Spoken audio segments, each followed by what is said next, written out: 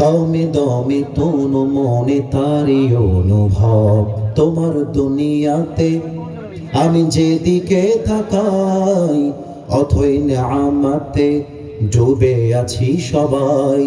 পাখপাখালির কণ্ঠে শুনি তাসবিহ কলো রব, তাসবিহ কলো রব, আল্লাহ আমার রব।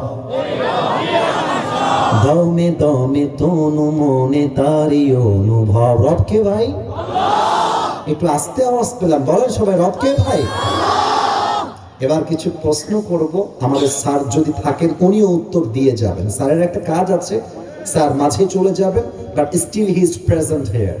এই প্রশ্ন সবার কাছে, কিন্তু আমার কি মনে হয় জানেন, এই প্রশ্নে একজনও আটকাবে এটা আমি বিশ্বাস করি না। আমার বিশ্বাস গাইবান্ধার মুরব্বী, যুবক, মা, বোন, বাচ্চা সবাই আমার প্রশ্নের উত্তর দিতে সক্ষম, জাস্ট প্রশ্নটা বুঝতে হবে।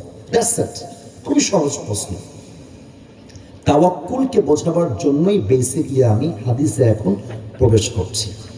বলেন তো, বুঝে বলবেন, অযথা জোশে না, বুঝে। নবীজির পুত্র সন্তান, ছেলে সন্তান কেউ কি দুনিয়াতে শেষ পর্যন্ত বেঁচে ছিল? অল্প বয়সেই বিদায়। কথা কি ভুল বললাম না ঠিক বললাম? সেকেন্ড কোয়েশ্চেন, দ্বিতীয় প্রশ্ন। নবীজির যত মেয়ে ছিল, নবীজি প্রত্যেকটা মেয়েকে কলিজা দিয়ে ভালোবাসতেন, আদর করতেন, স্নেহ করতেন, কিন্তু একজন মেয়েকে নবীজি একটু বেশি ভালোবাসতেন। ওই মেয়েটার নাম কি ছিল? মাশাআল্লাহ, উত্তর সঠিক। আপনারা 100-এ 100 মার্কস পেয়েছেন আমার পক্ষ থেকে। 3 নাম্বার প্রশ্ন। ফাতেমার বিয়ে একজন বীর বাহাদুরের সাথে হয়েছিল, এই বীর বাহাদুরের নাম কি ছিল? খুবই সুন্দর উত্তর দিয়েছেন গো ভাই, আমার কলিজা ভরে গেছে। লাস্ট প্রশ্ন। আচ্ছা, এটা প্রবাদ বাক্য আছে না আব্বাজান, যুবক ভাইয়েরা, শেষ ভালো যা সব ভালো তা। এই হাদিসের শেষ প্রশ্ন। ফাতেমা রাদিয়াল্লাহু তাআলা আনহার গর্ভে আল্লাহ তাআলা 2 জন জান্নাতের সর্দার পাঠিয়েছিলেন। আর একবার জোরে, ইমাম হাসান এবং রাদিয়াল্লাহু তাআলা আনহুমা।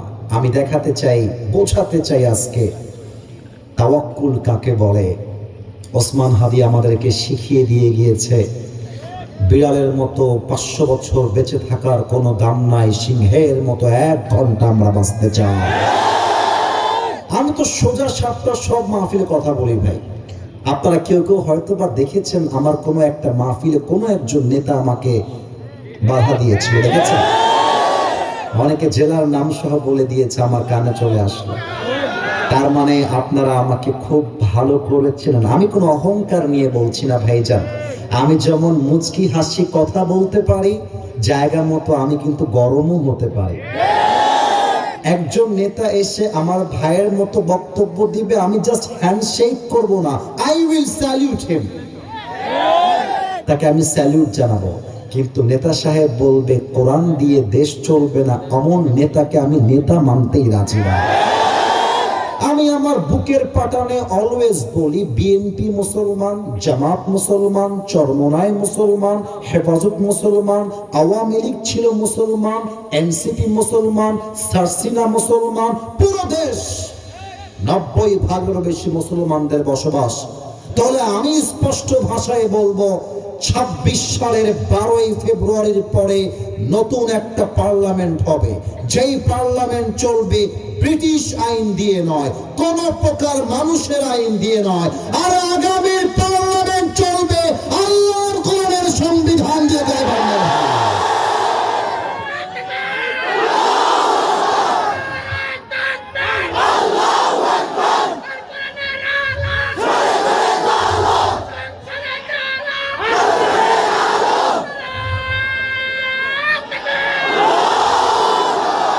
এই আওয়াজ জাস্ট মাহফিলে দিলে হবে না।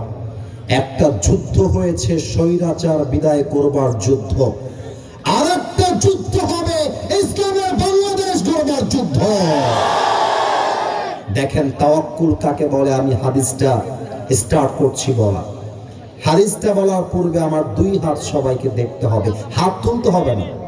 You just have to look at my two hands, দুইটা হাত জাস্ট খেয়াল করবেন। ডানে তোমরা যদি আরেকবার কথা বলো তোমাদের বিয়ে বাতিল করে দিব জায়গা মতো একেবারে, জীবনেও বউ খুঁজে পাবো না। কয়েকবার ওরা কথা বলেছে, এটা আমি শুনেও আই হ্যাভ ইগনোরড, কারণ আমি কোনো ঝামেলা চাই না। আচ্ছা, যেটা বলছিলাম, আমার দুইটা হাত একটু আব্বাজান তাকাও, যুবক ভাইরা একটু তাকাও, ডান হাত বাম হাত। আমি যেই দিকে ইঙ্গিত করব সেই দিকে আপনাদের চোখটা ঘুরবে, জাস্ট টু এক্সপ্লেইন দ্য হাদিস প্র্যাকটিক্যালি। আমি হাদিসটাকে প্র্যাকটিক্যালি বোঝাতে চাই। আচ্ছা, আমার ডান দিকে একটু তাকান।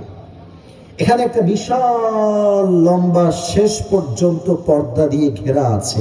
আমার দিকে এবার তাকায় বলেন, দেখা যায় নাকি যায় না? এটা কোনো পর্দা নয়, এইটাকে আমি আসিফ হুজুর নাম দিলাম 1 নাম্বার দেয়াল। বাম দিকে তাকান, এখানেও কি দেয়াল আছে না নাই? পেছন দিকে আমার তাকান, এই পেছনেও একটা দেয়াল আছে না নাই?